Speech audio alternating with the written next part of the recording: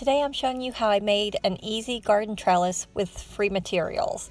Welcome to my channel, Let Your Imagination Take Flight, where I focus on being creative on a budget.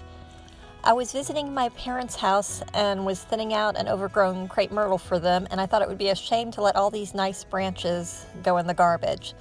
So I trimmed the side branches off the tallest and straightest branches with some loppers, and I made a teepee trellis for their veggie bed.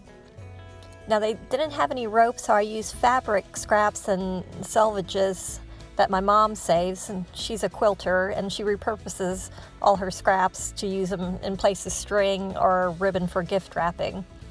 I picked the three biggest branches, which were about a little bigger than my thumb and about 7 foot tall, and I pushed them into the raised garden bed soil so that they could make a teepee.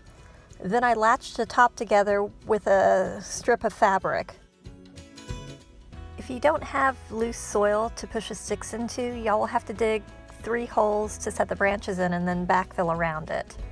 Now to make the rungs on the teepee, I held up another branch at the level I wanted to have it and then held it where I wanted to cut it, so I'd have a 1 to 2 inch overhang on each side, and then I cut the branch with the loppers. I only put one slightly loose knot with another piece of fabric scrap to hold this stick in place on one of the main support legs, and then I put a knot with another piece of fabric to hold it to the other support leg. I only used one knot so I could move the rung branch a little up or down as I needed to make it more parallel to the ground as I was going along. Now repeat this until you've made a 3-sided support rung. At each place where the 2 support rung branches meet, y'all only need 1 long strip of fabric to hold both rungs in place. You can make as many rungs as you want and space them as far apart as you want. I made 3 triangular support rungs. When you're happy with the rung placement, start wrapping each connection side of branches with the fabric ties, knotting and wrapping the branches securely as you go. Now you can leave the tail in the wraps so you can see a colorful flutter, or you can cut off any excess. I just kept wrapping around and around until the fabric was used up. I added extra fabric wraps to the top of the teepee just to make it more colorful. And that's it, you're done. Now once the side branches were removed from the branches I was going to use, it probably took me less than 15 minutes to make each trellis.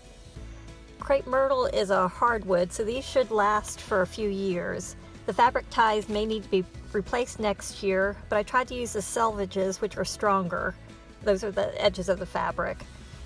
You can use any wood you want and however thick of wood you want, but it would last longer if you used a rot-resistant wood like cedar, cypress, or even crepe myrtle.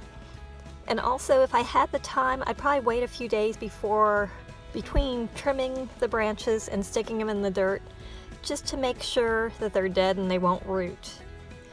As an extra bonus, I had some leftover little chunks of branches, so I decided to make some veggie labels.